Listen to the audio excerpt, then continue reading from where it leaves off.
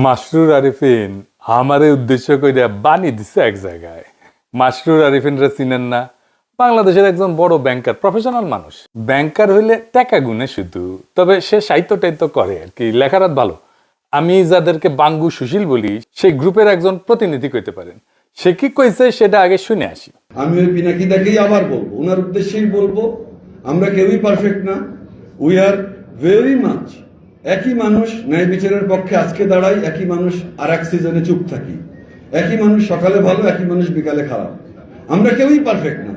কোনো প্রথম আলো, কোনো মাসরুর আরিফিন, কোনো ডেইলি স্টার কেউই পারফেক্ট না। বাট তার জবাব এইটা হতে পারে না, আমাদের কোনো ইমপারফেকশন থাকলেও সেটা ডিরেক্টলি আলোচনার মাধ্যমে মোকাবিলা করা উচিত। এটা কোন ধরনের দেশ যে এখানে জ্বালিয়ে পুড়িয়ে দিয়ে তার মোকাবিলা হবে? আমার ওইটাই একটা কথা, যে যে আমরা উচিত একটা টলারেন্ট সোসাইটি তৈরি করা, যে সোসাইটিতে ইউ আর স্টিল রেসপেক্টেড।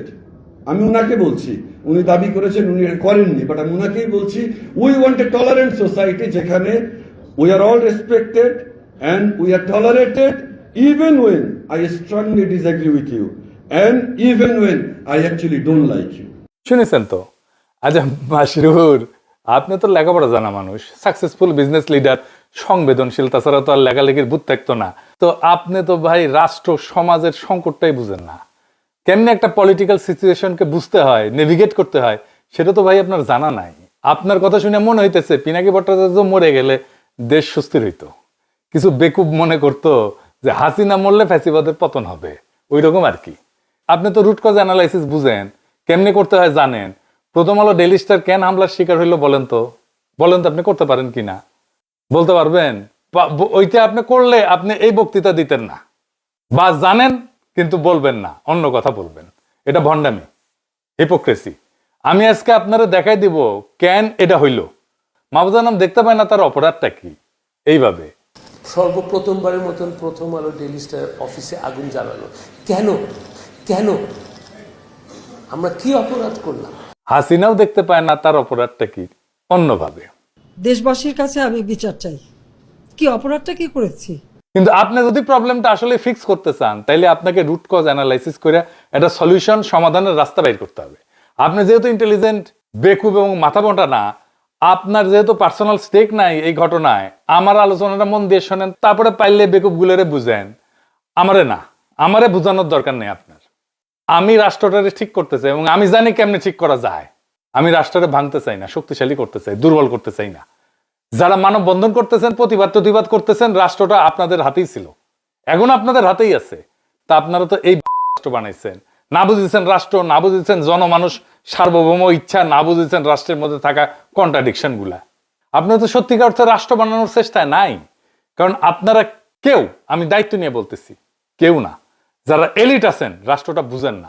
কিছু মনে করেন না, এটাই সত্য। আসেন আজকে একটা একটা করে বুঝাই দিই, এই বিষয়ে কিছু জিনিস বুঝাই দিই। আমি আশা করি ছাত্রদের, তরুণদের, রাজনৈতিক দলের নেতারাও শুনবে আর বুঝার চেষ্টা করবে, আর আমার দর্শকেরা তো বুঝবেনি। আসেন আল্লাহর নামে শুরু করি। প্রথম আলো ডেইলি স্টারের অপরাধটা কি সেটা আমরা শহীদ হাদির বক্তব্য শুই না, তারপরে আলাপে ঢুকবো।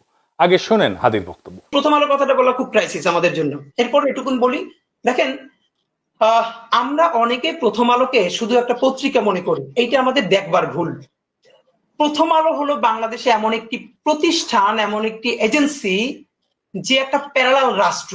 আবার বলছি, প্রথম আলো একটা প্যারালাল রাষ্ট্র। এই কারণে একটা রাষ্ট্রের যেরকম অনেকগুলো উইং থাকে, যে উইং গুলো তাকে ফাংশন করে, প্রথম আলোর এমন কোনো উইং নাই যে উইং সে মেনটেন করে না। পত্রিকা এটা তার একটা ভার্সন, কিন্তু আপনি দেখেন না, এই পুরো গত 15-17 বছরে ফ্যাসিবাদের বয়ান নির্মাণে সব থেকে যে ন্যারেটিভ নির্মাণে যে সাহায্য করেছে এলিট ওয়েতে, সেটা প্রথম আলো। 101টা প্রমাণ দিতে পারবো সামনে বসে, এখন আমাকে সময় দিলে একদম তার কোটা আমার ফোনে আছে, আমার ফোনে সব, যে সে কি রিপোর্ট করেছে সবগুলো আছে। কিন্তু আপনি ভাবেন, হওয়ার কথা ছিল কি, এখন তো সে ভয়ে থাকার কথা, অ্যাটলিস্ট সে তার এই যে ফ্যাসিবাদের সে আপনি ভাবেন, তারা খালেদা জিয়াকে নিয়ে নিউজ করেছে, এই আজকেও দেখলাম যে বসুন্ধরার কাছে খালেদা জিয়ার কনসেন্ট নিয়ে 100 কোটি টাকা চেয়েছে তারেক রহমান, হেডলাইন। এখন এই যে বিএনপিকে ভিলেনাইজ করে তোলা, এইটা কি আসলে বিএনপি করেছে, অথবা বিএনপি এটার বিরুদ্ধে মামলা করেছে? মামলা কিন্তু করে নাই। এখন এরকম একটা তো কথা আমি আপনাকে শুধু কেন বললাম, আপনি প্রথম আলোকে বুঝতে হলে, আমি অনেক আগে একটা টকশোতে একটা শব্দ ব্যবহার করেছিলাম, আজকে আবার বলি, এটা হলো প্রথম আলো সিনড্রোম। প্রথম আলো সিনড্রোম হলো, আপনি ভাবেন, সে সরকার পড়ে যাবার পরে গত 2 বছর আগে সম্ভবত, আর 21-এ বা 22-এ, প্রথম আলো তার প্রথম পেজে শেখ হাসিনার জন্মদিন উপলক্ষে, যদিও ওটা স্পন্সার ছিল, সম্ভবত বিজ্ঞাপন ছিল, তার জন্মদিনের শুভেচ্ছা চেপেছে 1 পৃষ্ঠা জুড়ে। এইটা কি কোনোদিন আপনি বুঝাতে পারবেন? এটা যদি খালেদা জিয়ার হইতো, তো এটা সে ছাপতো। এটা তার একটা ব্যাখ্যা দাঁড় করায়, এটা নিয়ে আমরা কথা বলবো না। দেখেন, সে কি ছাপবে কি ছাপবে না, সে কাকে ভালো বলবে কাকে ভালো বলবে বলবে না, এইটা নিয়ে আমাদের কোনো কথা থাকতে পারে না, কারণ প্রত্যেকটা মিডিয়া এজেন্সি নিজস্ব ন্যারেটিভ থাকে এবং তার স্বাধীনতা আছে। কি বল, কিন্তু তার যেটা স্বাধীনতা নাই, একজন নিরপরাধী মানুষকে জঙ্গি বলে তার জীবনকে শেষ করে দেয়ার। তার স্বাধীনতা নাই যে যে অপরাধ করে নাই, সেই অপরাধ হিসেবে তাকে ন্যারেটিভ নির্মাণ করে তাকে অপরাধী হিসেবে জীবন ধ্বংস করে দেয়ার।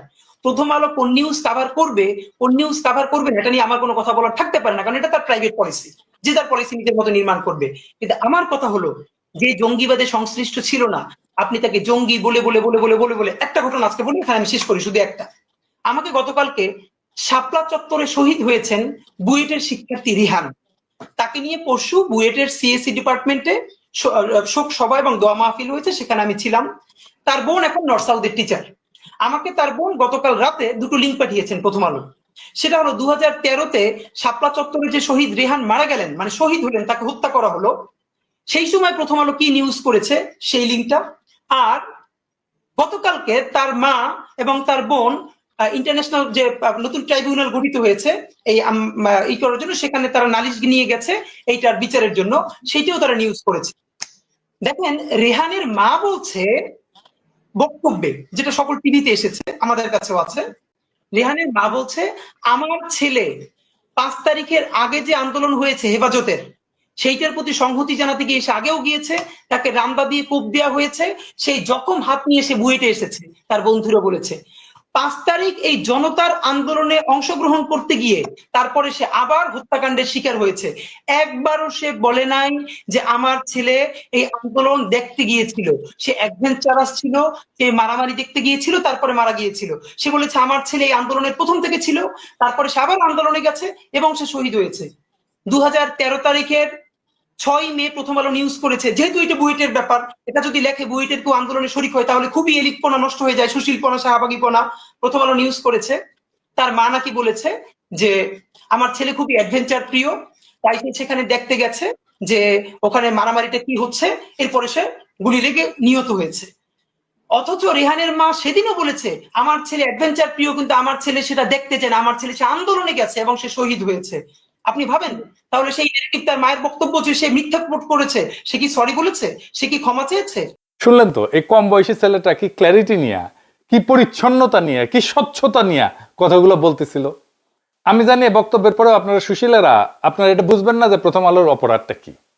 আরো খুলে বলি, ভালোই হয়েছে, সবাই আমার পাঠক দর্শকেরা ছাত্ররা এইটা খুঁটিনাটি বুঝতে পারবে, তাতে এই এলিটদের ভণ্ডামিটাও পাশাপাশি বুঝে যাবে। একটা কার্যকর রাষ্ট্র, একটা সমাজ গড়তে প্রথমে কোন জিনিসটা লাগবে বলেন তো? একটা জিনিস লাগবেই, ওইটা ছাড়া আপনি সমাজ বা রাষ্ট্র গড়তে পারবেন না, গড়লেও টিকাইতে পারবেন না, পারবেনই না। আপনি যত মানব বন্ধন করেন, যত দমন পীড়ন করেন, যত সুশীল কথা বলেন, যত দার্শনিক কথা বলেন, যত লেখাপড়া করেন, যত সমৃদ্ধি আনেন, আপনি রাষ্ট্র করতে পারবেন না। সেটা কি কি না থাকলে রাষ্ট্র করা যাবে না? সেটা হইতেছে ইনসাফ। ইনসাফ, ন্যায়ের ধারণা। সমাজ বা রাষ্ট্র যদি ইনসাফ কায়েম করতে না পারে, সে সমাজ টিকে না, সে রাষ্ট্র টিকে না। তাহলে ইনসাফ কায়েম হয় কিভাবে সমাজে বা রাষ্ট্রে? প্রথমত হইতেছে যে সমস্ত ইনস্টিটিউশন আছে, যেমন আদালত,